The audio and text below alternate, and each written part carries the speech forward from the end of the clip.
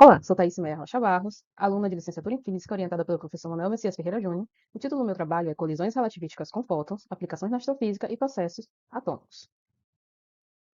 Neste trabalho, iniciaremos com o estudo da dinâmica relativística, que terá um enfoque especial nas colisões relativísticas, estas que desempenham um papel fundamental na compreensão de fenômenos como Compton e Compton inverso. O efeito Compton inverso ajudará na compreensão de fenômenos como o Susaito-Sedovich e o limite de GZK. Como objetivo do nosso trabalho, teremos o estudo de colisões relativísticas, focado em processos relativísticos envolvendo fótons e as suas aplicações na astrofísica e em processos atômicos.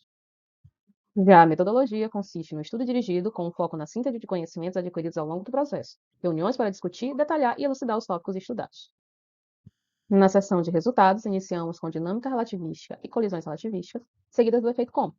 Na década de 1920, o físico Arthur Compton conduziu experimentos com raios-x e raios gama e observou que quando os fótons incidentes eram dispersos a um ângulo específico, a frequência dos fótons espalhados diminuía em relação à inicial.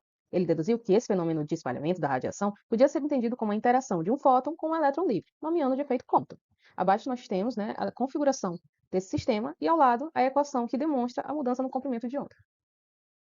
Já o efeito Compton inverso difere do efeito Compton tradicional. Não teremos mais um fóton doando uma parcela de sua energia para o elétron. Teremos uma configuração na qual a partícula massiva carregada, o movimento relativístico, incide sobre o fóton. Durante a colisão, parte da energia cinética da partícula é transferida para o fóton, portanto, o fóton terá sua energia ampliada por um fator de interação. Analisando o efeito através da figura, nós temos dois referenciais, o referencial do laboratório, dado por S, e o referencial de repouso do elétron, dado por S'.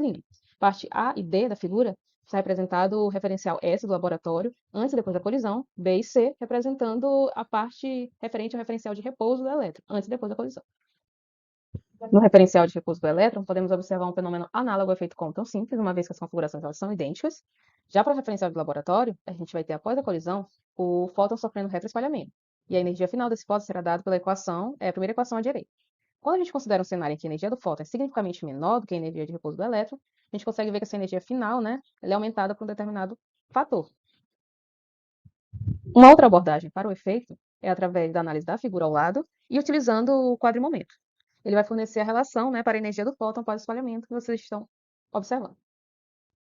Baseado no efeito Compton, a gente tem o efeito Susaito-Sedovich, que é um fenômeno que ele tem duas modalidades distintas, o térmico e o efeito cinemático. O cinemático desempenha um papel crucial no estudo do movimento das galáxias, enquanto que o térmico ele fornece informações sobre a pressão integrada ao longo da linha visada do gás quente em um aglomerado.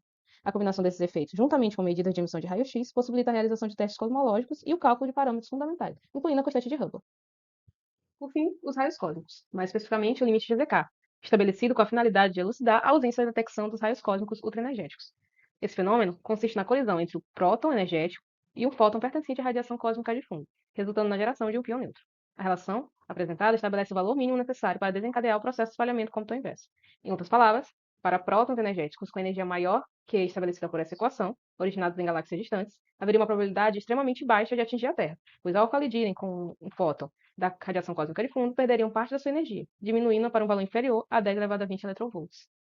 Síntese: podemos dizer que exploramos diversos tópicos na física de partículas e astrofísica. Um destaque na astrofísica é o fenômeno Compton inverso, com outras aplicações, incluindo o efeito Sunyaev-Sedovich. Além disso, a pesquisa investiga raios cósmicos, suas fontes e mecanismos de aceleração, incluindo o limite de ZK.